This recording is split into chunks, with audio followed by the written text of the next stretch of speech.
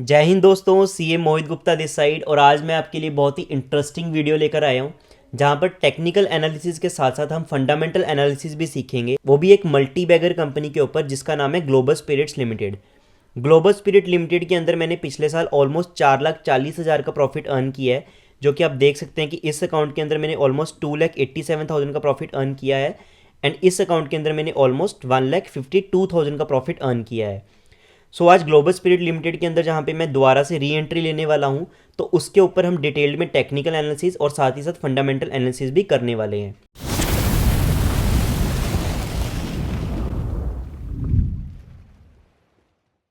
सबसे पहले मैं आपको बता देता हूँ कि ग्लोबल स्पिरिट लिमिटेड एक अल्कोहलिक बेवरेजेस कंपनी है जो कि मैन्युफैक्चरिंग, मार्केटिंग और सेल करती है इंडियन मेड इंडियन लिकर का और साथ ही साथ इंडियन मेड फॉरेन लिकर का भी।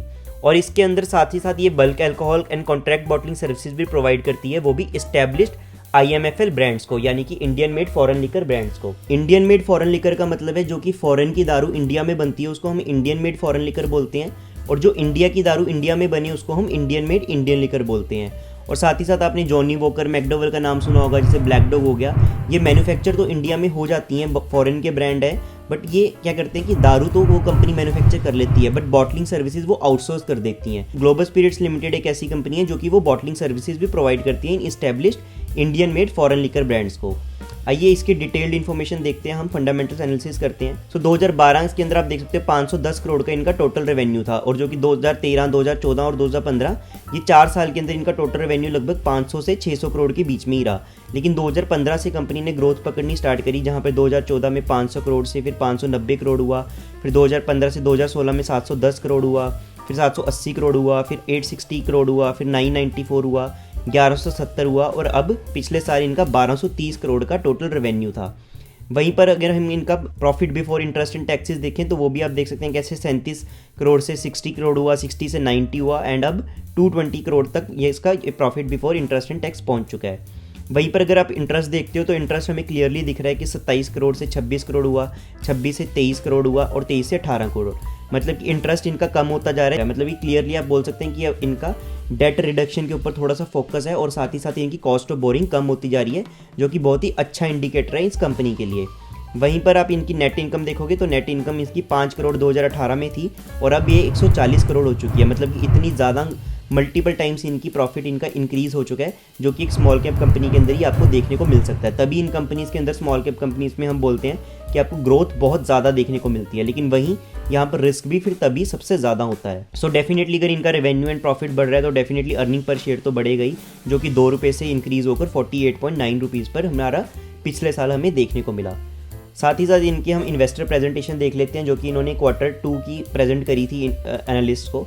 सबसे पहले मैं आपको कंपनी के बारे में बता देता हूँ कि कंपनी का बिजनेस क्या है, प्रोडक्ट्स क्या हैं। सो आप देख सकते हैं कंपनी बेसिकली की रॉ मटेरियल क्या है कंपनी का, ब्रोकन राइस। ये लार्जेस्ट ग्रेन बेस्ड ENA बनाती है, मतलब कि एक्स्ट्रा न्यूट्रल अल्कोहल कंपनी बनाती है, उसको डिस्टिलेशन ये करती है और उससे हमारा extra neutral alcohol and ethanol produce होता है। सो कंपनी का बिजनेस है, कंपनी के खुद के ब्रांड है, जहाँ पर ये वैल्यू सेगमेंट में काम करती है। कंट्री लिकर यहाँ पर ये संतरा की बोतल आप देख सकते हैं, सॉरी नारंगी की बोतल है इनकी। वहीं पर प्रीमियम सेगमेंट इनका यूनिबेव के साथ मर्जर होकर हटा है रिसेंटली, तो ऑक ट्री हो गया, मैकडोवेल हो गया, ये सारे ब्रांड्स के साथ भी ये काम करती है। और प्रीमियम सेगमेंट फ्रेंचाइजी बॉटलिंग है, जो मैंने आपको बोला, ये मैकडोवेल हो गया, जॉनी वॉकर हो गया, सिग्नेचर हो गया, एंटीकिटी हो गया, तो ये सारे को ये बॉटलिंग सर्विसेज भी प्रोवाइड करती है। सो इनके basically business segment, 2 business segment है, एक बिजनेस टू बिजनेस एंड एक business to customer. Business to business के अंदर इनका मैन्युफैक्चरिंग बिजनेस आ जाता है, जो कि 57% इनके रेवेन्यू में कंट्रीब्यूट करता है, जो कि मैंने आपको यहाँ पर रेवेन्यू दिखाया था। ये रेवेन्यू का 57% इनका मैन्युफैक्चरिंग बिजनेस से आ रहा है। सो मैन्युफैक्चरिंग बिजनेस के अंदर ये बल्क स्पिरिट्स हैं, जहाँ पर ये ENA और इथेनॉल डायरेक्टली ही दूसरी कंपनीज को बेच देते हैं, जैसे कि यूनाइटेड स्पिरिट लिमिटेड हो गया, तो वो भी दारू मैन्युफैक्चर करते हैं, तो उनको इथेनॉल ENA की ज़रूरत होती है, तो उनको बल्क में ये स्पिरिट्स बेच देते हैं। सेकंड इनका बिजनेस का रेवेन्यू आता है फ्रेंचाइज बॉटलिंग से, जैसे कि जॉनी वॉकर और मैकडोवेल की यहाँ पर फोटो इन्होंने लगा रखी है, तो यहाँ पे ये दारू तो मैन्युफैक्चर कर देते हैं बट बॉटलिंग सर्विसेज ये प्रोवाइड कर देते हैं। और थर्ड जो भी ये, जैसे कि मैंने आपको बताया, यहाँ पर की रॉ मटेरियल इनका ब्रोकन राइस है, तो जब यहाँ पे डिस्टिलेशन होती है तो वहाँ से बाई प्रोडक्ट निकलता है जो वेस्ट होता है, तो वो वेस्ट भी ऐसे बेकार नहीं जाता, क्योंकि वो इनका वेस्ट भी काफ़ी हाई इन प्रोटीन होता है, तो वो वेस्ट ये एनिमल फीड के अंदर यूज़ हो जाता है। तो ये पोल्ट्री फार्म्स वगैरह, ऐसे कैटल फीड के अंदर जो एनिमल को फीड करते हैं, वो उनके फूड के अंदर ये काम आ जाती है, तो वो भी ये बेच देते हैं, जो कि इनका 10% रेवेन्यू के अंदर ये बाई प्रोडक्ट इनके कंट्रीब्यूट करते हैं। वहीं पर कंज्यूमर बिजनेस की बात करें तो ये एक हाई वैल्यू बिजनेस है, जहाँ पे इन्होंने वैल्यू प्रोडक्ट के अंदर अपनी 40 से 60 रुपये पर 180 ml की बॉटल्स रख रखी हैं, जहाँ पे घूमर हो गया, आपका नारंगी हो गया, हीर रांझा हो गया, ये सारी बॉटल्स आती हैं। वहीं पर वैल्यू प्लस सेगमेंट इनकी बहुत ज़्यादा चलती है, जहाँ पर 80 से 95 रुपये पर 180 ml के अंदर आपको वैल्यू प्लस वाली दारू मिलती है। और वहीं पे प्रीमियम सेगमेंट आ जाती है, जिसके अंदर काफ़ी हाई मार्जिन होते हैं और काफ़ी प्रीमियम इनकी क्वालिटी होती है, जो कि 125 से 700 रुपये पर 180 ml तक की इनकी ये ऑक्टन की बॉटल्स बिकती हैं। सो सबसे पहले हम इनके मैन्युफैक्चरिंग बिजनेस के ऊपर नज़र मार लेते हैं। सो बल्क अल्कोहल इनके 360 बिजनेस मॉडल का एक बैकबोन है। 360 बिजनेस मॉडल, जैसे कि मैंने आपको बताया कि ये कंपनी डिस्टिलेशन भी खुद करती है, ठीक है, उसके बाद मैन्युफैक्चरिंग भी खुद करती है, मार्केटिंग भी खुद करती है और सारी सेल भी ये कंपनी खुद ही करती है। तो मतलब कि स्टार्टिंग पॉइंट से लेके एंड पॉइंट तक कंपनी सारा काम करती है, जो कि 360 डिग्री बिजनेस मॉडल के अंदर आ जाती है। So Globus largest grain based extra neutral alcohol, जो कि ENA है, इसका मैन्युफैक्चर है इंडिया के अंदर, जिनकी कैपेसिटी 160 मिलियन लीटर्स से भी ज़्यादा की है। सो रेप्यूटेड IMFL प्लेयर्स, जो कि मैंने आपको बताया था Indian made foreign liquor players हैं, उनको ये बल्क अल्कोहल सप्लाई करती है। इनकी प्रेजेंस राजस्थान, हरियाणा, बिहार और वेस्ट बंगाल में है, और अब तो ये और भी स्टेट्स के अंदर अपनी प्रेजेंस को बढ़ाने लगे हैं, न्यू से न्यू ये प्लांट्स अपने ओपन कर रहे हैं।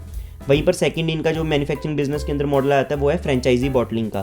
सो फ्रेंचाइजी बॉटलिंग में इनका 20 साल का पुराना रिलेशन है ABD और USL के साथ, Diageo के साथ, जो कि बहुत ही बड़ा ब्रांड है वर्ल्ड वाइड, और यूनाइटेड स्पिरिट्स लिमिटेड का तो आपको पता ही है। सो आप इनके फ्रेंचाइजी बॉटलिंग ब्रांड्स देख सकते हैं, जो Diageo एंड USL के साथ हरियाणा एंड वेस्ट बंगाल में है, जहाँ पर McDowell, signature, antiquity, bag Piper, आपने ये सारे नाम सुने होंगे। और वहीं पे ABD के साथ इनका राजस्थान में है, जहाँ पर आपने ऑफिसर चॉइस जैसे नाम यहाँ पर सुने होंगे।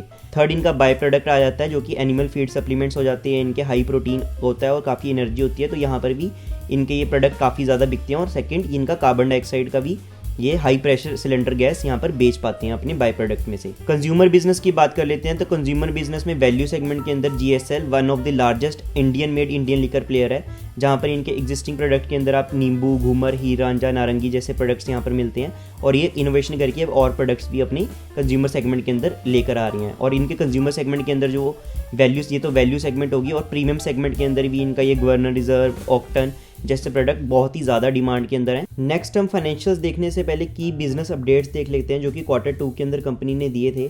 सो सबसे पहले तो आप यहाँ पर देख सकते हैं कि कंपनी का यूनिबेव के साथ मर्जर हुआ था। सेकंड इनका हाई मार्जिन कंज्यूमर बिजनेस का शेयर इंक्रीज हुआ है, क्योंकि सेल्स वॉल्यूम के अंदर हमें ग्रोथ देखने को मिली है। थर्ड आप यहाँ पर देख सकते हैं कि कंपनी की लोअर कैपेसिटी यूटिलाइजेशन रही थी, क्योंकि प्लांट क्लोज रहे थे Q2 फाइनेंशियल ईयर 2022 में, लेकिन फिर भी मैन्युफैक्चरिंग बिजनेस ने रेवेन्यू की ग्रोथ दिखाई है, क्योंकि कंपनी अपनी प्राइसेस को ज़्यादा चार्ज कर पाई है, और बाई प्रोडक्ट्स के अंदर भी इनको ग्रोथ देखने को मिली है। कैपेसिटी यूटिलाइजेशन आप देख सकते हैं कि कंपनी के 90% पे रहे, जो कि मैंने आपको ऊपर बताया।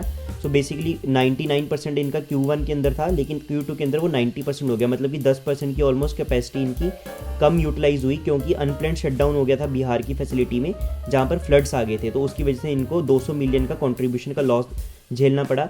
वहीं पर हरियाणा और वेस्ट बंगाल की फैसिलिटीज़ में इन्होंने प्लान्ड मेंटेनेंस के लिए फैसिलिटीज़ को बंद किया था, जहाँ पर इनको 50 मिलियन का कंट्रीब्यूशन लॉस देखना पड़ा। लेकिन बिजनेस अपडेट्स हम यहाँ पर देख सकते हैं कि कैपेसिटी यूटिलाइजेशन अभी इन्होंने बोला है कि Q3 में इंप्रूव होगी, तो वो तो हमें 11 तारीख को रिजल्ट्स आएंगे तो वहाँ पे पता चल जाएगा। जैसे कि इन्होंने बोला था कि बिहार की फैसिलिटी दिसंबर 21 तक पूरा रिपेयर कब कंप्लीट हो जाएगा, और तब ये दोबारा से फुली ऑपरेट होनी स्टार्ट हो जाएगी बिहार की कैपेसिटी Q4 फाइनेंशियल ईयर 2022 में। तो कंपनी हमें 11 तारीख को इनके रिजल्ट आने वाले हैं, तो उस वक्त हमें बता देगी कि क्या बिहार की फैसिलिटी के ऊपर रिपेयर वर्क कंप्लीट हो चुका है या नहीं हो चुका। सेकंड आप यहाँ पर देख सकते हैं कि झारखंड की फैसिलिटी में ये न्यू कैपेसिटी की बोला था इन्होंने कि ऑपरेशनल हो जाएगी Q1 2023 में। एंड थर्ड यहाँ पर ओडिशा प्लांट के लिए, यहाँ नया प्लांट जो लगाने वाले हैं उसके लिए इनका लैंड एक्विजिशन के ऊपर काम यहाँ पर चालू है। कंपनी को 10 साल की long term volume commitment receive हुई है इथेनॉल की हरियाणा, झारखंड, वेस्ट बंगाल और ओडिशा में, जो कि एक बहुत ही बड़ी खबर है कंपनी के लिए। नेक्स्ट हम इनके फाइनेंशियल्स देख लेते हैं। तो फाइनेंशियल्स में प्रॉफिट एंड लॉस स्टेटमेंट तो हम ऑलरेडी देख ही चुके हैं। सो इनकी की फाइनेंशियल रेशियोज देखते हैं। सो सबसे पहले ग्रॉस डेट है इनका, जो कि आप देख सकते हैं कि यहाँ पर कम हुआ है। सो फाइनेंशियल ईयर 21 में जहाँ 1788 मिलियन का ग्रॉस डेट था, वो अब कम होकर 1657 का हो चुका है। तो और सिमिलरली अगर आप देखिए इनकी फाइनेंस कॉस्ट, जहाँ पे इनको 12.5% का इंटरेस्ट देना पड़ रहा था, वो अब कम होकर 8% से फिर कम होकर अब 7.47% का मिल रहा है। वो सिमिलरली क्लियरली आपको यहाँ पर कॉस्ट के अंदर दिख रहा है कि इनकी इंटरेस्ट कॉस्ट 27 मिलियन से 18 मिलियन तक यहाँ पर पहुँच चुकी है। नेक्स्ट हम net debt to equity ratio देखें तो वो 0.35 से 0.13 पर पहुंच चुकी है, जो कि बहुत ज़्यादा कम है। +2 के या कॉमर्स के अंदर आपने पढ़ा होगा कि डेट टू इक्विटी रेशो अगर 1 या 1 से कम रहती है तो उसको हम अच्छा मानते हैं, लेकिन यहाँ पर 0.13 की डेट टू इक्विटी रेशो बहुत ही ज़्यादा अच्छी है। और साथ ही साथ रिटर्न ऑन इक्विटी इनकी 11% से बढ़ के 31% हो चुकी है, and return on capital employed इनका 15% से बढ़ के 40% तक पहुंच चुका है, जो कि बहुत बहुत ज़्यादा अच्छी है। मतलब इतनी ज़्यादा return on equity and ROCE की कंपनी आपको मिलना इतने स्ट्रॉन्ग बिजनेस मॉडल के साथ बहुत ही मुश्किल है। तो कंपनी फंडामेंटली तो बहुत ही अच्छी है।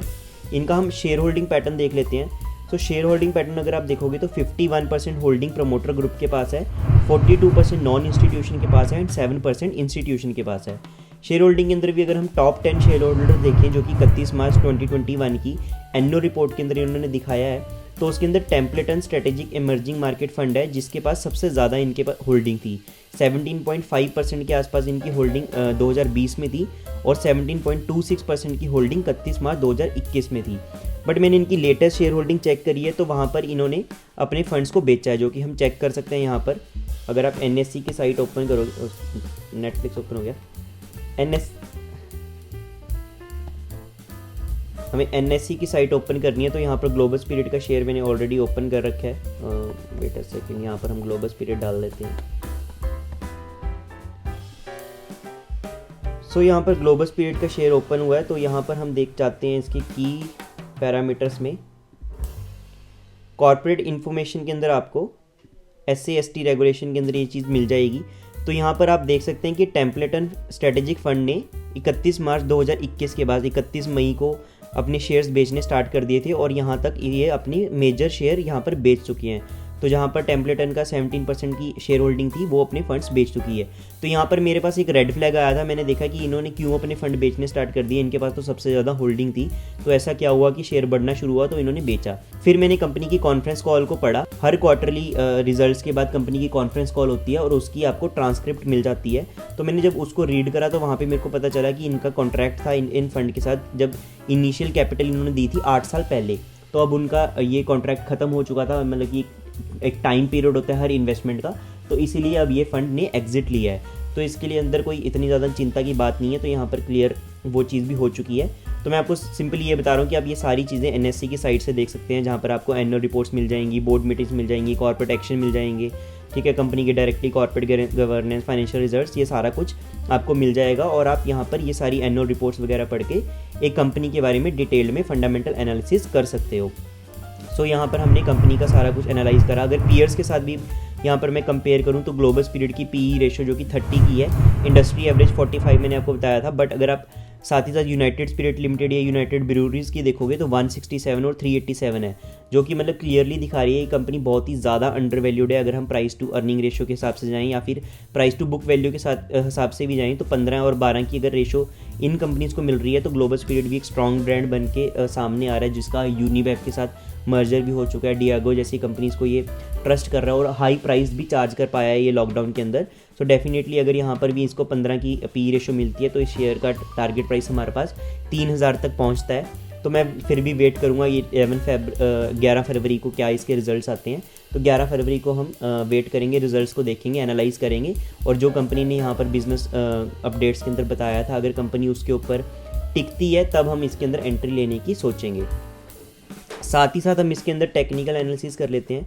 तो टेक्निकल एनालिसिस में जो 52 वीक लो कंपनी का 293 था, तो मैंने 293 के 52 वीक लो से कंपनी के हाई यानी कि 1759 के ऊपर जब इसको ड्रॉ करा, तो मैंने इसका देखा कि 1201 के पास इसकी 38.2 की गोल्डन रेशो निकल कर आती है। तो यहाँ पर 1201 के लेवल के पास मैं इसके अंदर एंट्री बनाने की सोच रहा हूँ।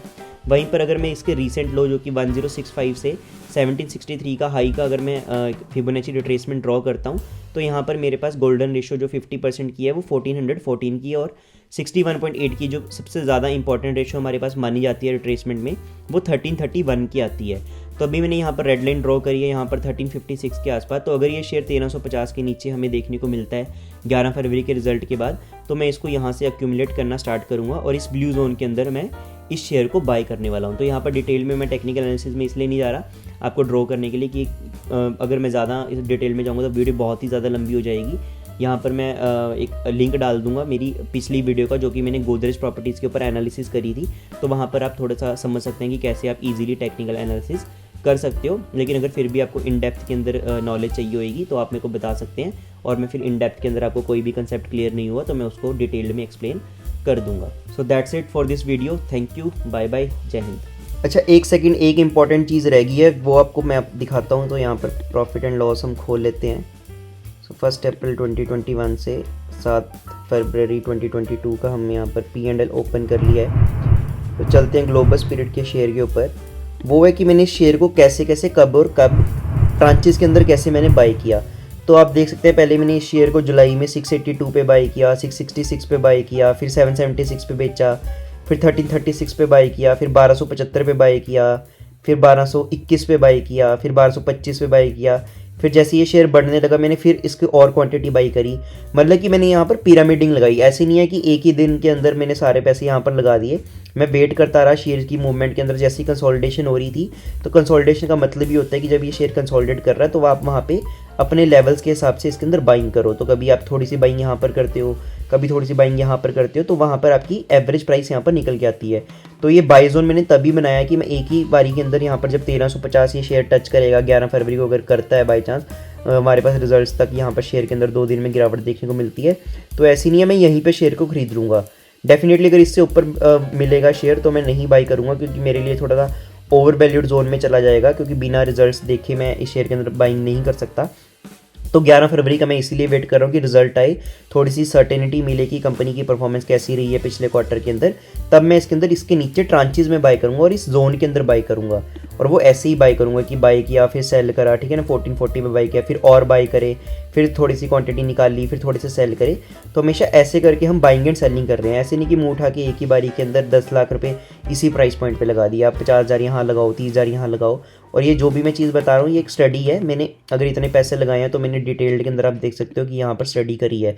और ये स्टडी मैंने अभी नहीं करी, मैंने ये स्टडी पिछले 1 साल से इसकी हर बार क्वार्टरली मैं रिजल्ट्स देखता हूँ, क्वार्टरली कॉन्फ्रेंस कॉल देखता हूँ। तभी मैंने अभी आपको कॉन्फ्रेंस कॉल खोली भी नहीं है, उससे पहले ही बता दिया था कि टेम्पलेट एंड फंड के अंदर क्यों सेलिंग वहाँ पर हुई है, क्योंकि मैं इसकी ये सारा कुछ इनसाइडर ट्रेडिंग, ये सारी एनुअल रिपोर्ट्स, बोर्ड मीटिंग, जितनी भी इनकी अनाउंसमेंट है वो सारा कुछ पढ़ता हूँ और सारा कुछ पढ़ चुका हूँ। तो अगर आपको कन्विक्शन के साथ पैसे लगाने हैं तो आपको भी ये डिटेल के अंदर किसी शेयर के अंदर अगर आपको पैसे लगाना है तो ये सारी स्टडी करनी चाहिए, फिर आपको एक डिसीजन लेनी चाहिए। यहाँ पर मैं जो भी स्टडी करी है वो सारी एजुकेशनल पर्पज़ के लिए है, और ये कोई भी बाय और सेल की रिकमेंडेशन आपको देने के लिए नहीं है, क्योंकि ना तो मैंने इसके अंदर पैसा लगाया और ना ही मेरी सर्टेनिटी है कि मैं 11 फरवरी को इसके अंदर पैसा लगाऊंगा। वो डिपेंड करेगा कि 11 फरवरी को कैसे रिजल्ट्स आते हैं और शेयर की प्राइस कब होती, उस वक्त कितनी होगी। तो सारा कुछ उस चीज़ों पे डिपेंड करेगा। तो आपको भी इतनी डिटेल के अंदर सारा कुछ एनालाइज करना चाहिए अगर आप इंडिविजुअली स्टॉक्स के अंदर पैसा लगा रहे हो, और हमेशा एक पोर्टफोलियो बना के पैसा लगाओ। ऐसे नहीं कि सिर्फ एक ही स्टॉक में पैसा लगा दिया। अदरवाइज अगर आप ये सारी चीज़ें नहीं करना चाहते तो मैंने आपको बताया था क्लियरली कि निफ्टी 20 के अंदर आप पैसा लगा सकते हो, जिसके अंदर मैंने भी पैसे लगा रखे हैं। So that's it, thank you and bye bye. और आपने ऑलमोस्ट 4891 सब्सक्राइबर यहाँ पर कर दिए हैं। रिफ्रेश करते हैं कि आप तक 4900 हो गए हो।